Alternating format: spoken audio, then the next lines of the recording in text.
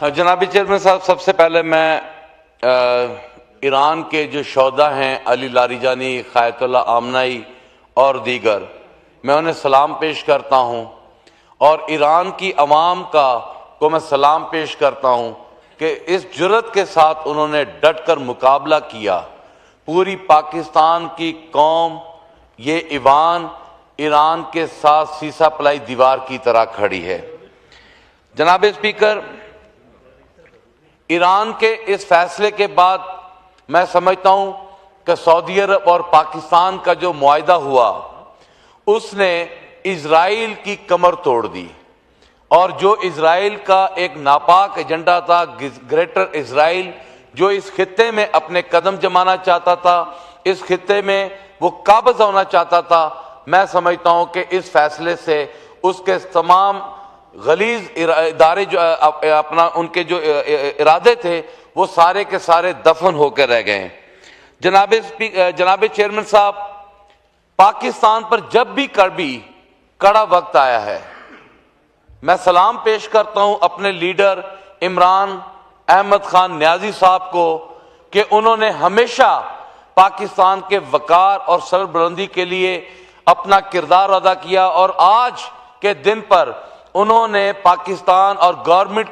کا حوصلہ بڑھانے کے لیے جو فیصلہ کیا ہے، میں سمجھتا ہوں کہ اس کی مثال پاکستان کی تاریخ میں کبھی نہیں ملتی۔ اگر انڈیا کا معاملہ ہو، اسرائیل کے ناپاک عزائم کا معاملہ ہو، تو واضح نظر آتا ہے کہ عمران احمد خان نیازی نے پاکستان کے دفاع اور پاکستان کی سربلندی کے لیے اپنا کردار ادا کیا ہے۔ میں سمجھتا ہوں جناب چیئرمین صاحب، پاکستان کا ایسا کوئی معاملہ نہیں ہے جو حل نہیں ہو سکتا، صرف اور صرف رواداری کا جو ہے تقاضا وہ پورا ہونا چاہیے۔ اگر ہم سب سنسیئر ہو کر پاکستان کی ترقی کے لیے، پاکستان کی سربلندی کے لیے ایک ہو جائیں، یہ ایوان آزادانہ جمہوری فیصلے کرنے میں کامیاب ہو جائے، تو میں سمجھتا ہوں کہ وہ دن دور نہیں کہ پاکستان اپنی بلندیوں کو جا کر چھوئے گا۔ میں سمجھتا ہوں کہ یہ جو فیصلہ ہونے جا رہا ہے، جو عزت پاکستان کو ملی ہے، ہم خلیجی ممالک میں، ڈاکٹر صاحب بات مکمل کر لیں، آخری دو جملے سر، خلیج ممالک میں اگر ہم اتحاد پیدا کرنے میں کامیاب ہو گئے تو گریٹر اسرائیل تو دفن ہوگا ہی ہوگا۔ میں سمجھتا ہوں کہ مسلمانوں کی بھی سربلندی ہوگی۔ میں سمجھتا ہوں کہ میں وزیر اعظم پاکستان سے امید کرتا ہوں کہ وہ اسلامی بلاک بنائیں گے تاکہ آئندہ کوئی بھی خلیج میں آ کر ہم پر حملہ کرنے کی کوشش کرے گا، ہم اس کا منہ توڑ جواب دیں گے۔ اور آخر میں ہماری بہن نے جو بات کی ہے کہ مٹھائی کے طور پر اس قوم کو کچھ نہ کچھ دیا جائے، تو میں